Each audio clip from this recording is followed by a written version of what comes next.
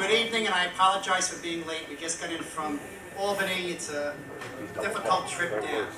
I'm sorry to have to bring you out on such a mild evening out there. And obviously, with the tremendous turnout, I guess there is a reason for that. So, I guess we'll have some fun. I'll start by thanking you all for coming out. That's number one. Because this is a great community, and looking at the numbers here, you can see by the numbers that it's a great community. And that's what keeps communities strong.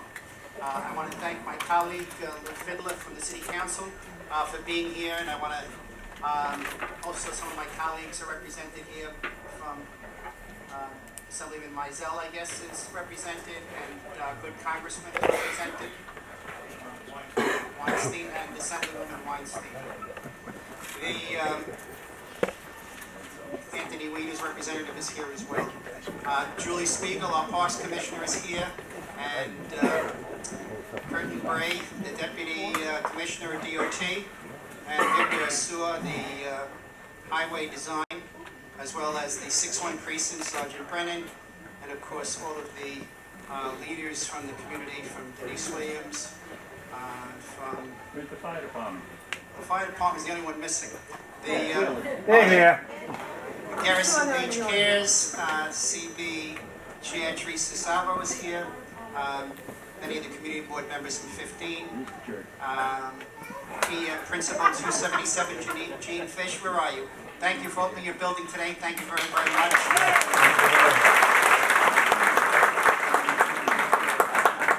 Jim Donovan from the Core Club, Paul Race from the Knights of Columbus, and the Chief Garrison Beach Follies, John Zapp.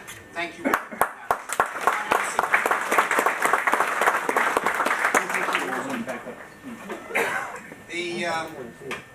Again, I want to say thank you, all of you, for coming out. Being a former New York City police officer and one that believes in public safety and has fought for public safety, believes in giving the quality of life and safety is a very, very important, not only for our communities, but it's very important for our families. And this proposal that we are talking about tonight, before we even get started with this proposal has been on the table about 18 months. The leaders have been meeting, talking, discussing it, and it is has always been if you wanted it, it would happen. And if Garrison Beach didn't want it, it wouldn't happen. So, all right. Meeting adjourned.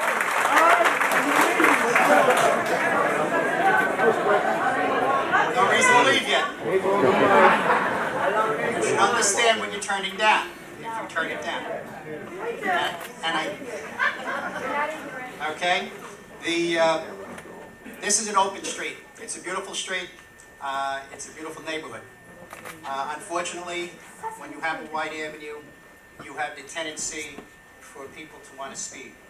And we've seen the accidents on this avenue, and we've seen a death on the avenue.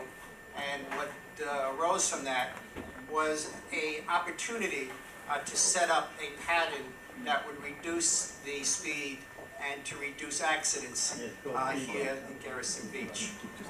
This pattern that was designed, that's out there presently by DOT, was introduced to the leadership at the property owners. They looked at it, they discussed it, they tweaked it somewhat, but its goal was achieved. It brought down accidents, and it brought down the potential of loss of life. And I think that was the #1 reason that it was done. Before the end of 2004, my colleagues and I wrote a letter to the Department of Transportation stating that something must be done in Garrison Street, Garrison Avenue. And a few of the suggestions that were made by the community leaders, some here tonight, could, if you wished or not wished, could happen on Garrison Avenue. And that was the installation of a small center medium to divide the traffic on Garrison Avenue, something like the green streets that we've talked about, which would allow for planting and allow for some greenery to be placed in the middle of the street with curb and with block block or cement, depending on what you chose or not chose. Created additional parking on Garrison Avenue by PS 277, Garrison Beach Little Leagues, the Larry Nailing Field, and of course by Seba Park. That letter was dated on January 12th, 2005, and it was those changes were understood and accepted, and the leaders agreed, and it was a necessary step. And as I said, that did work in doing what it was supposed to do, and that was to reduce accidents and reduce injury and death. And on June 17, 2005, the community leaders again, together with DOT, observed plans for Garrison Avenue. The change would hopefully slow down traffic and control traffic. And then entering into August 2005, the safety enhancements were made on Garrison Avenue, and since then, this has benefited the quality of life. Also, new street lights were installed in February of 2006 on Garrison Avenue and the Lois Avenue bus stop. Not traffic, street. No street in Garrison. There was one street light. There was a street light put up on. There was a street. One light. Whoa! There was one light. I apologize. One light. There was one light put up on Garrison Avenue and Lois Avenue by the bus stop.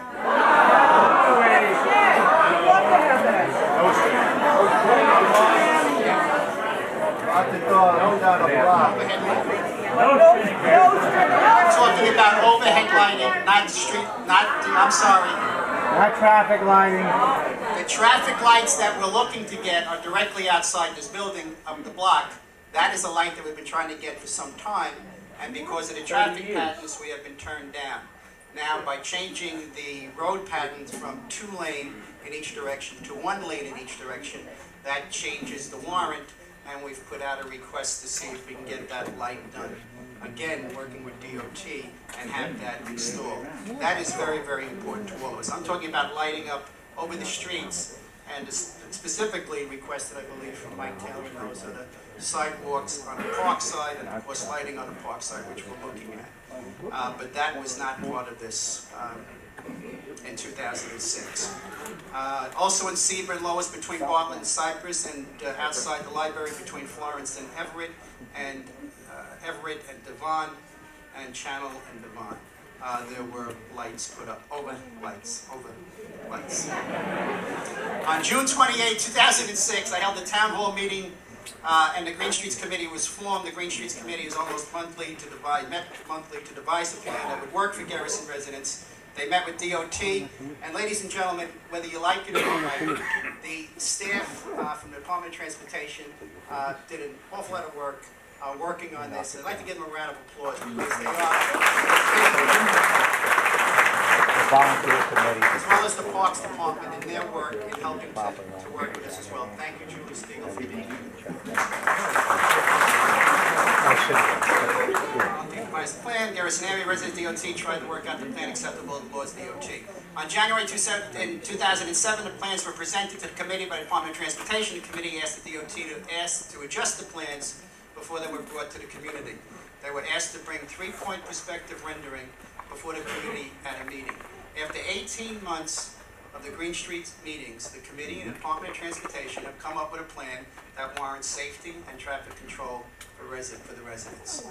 All of the issues tonight will be addressed and responded to, and it will, I gotta go rather quickly. And the Department of Transportation, who will present their plan, is also we'll have with the Department of Parks and the 6-1 precinct. There'll be some questions you can ask them as we move through the evening. I will tell you that I also want to thank the police department.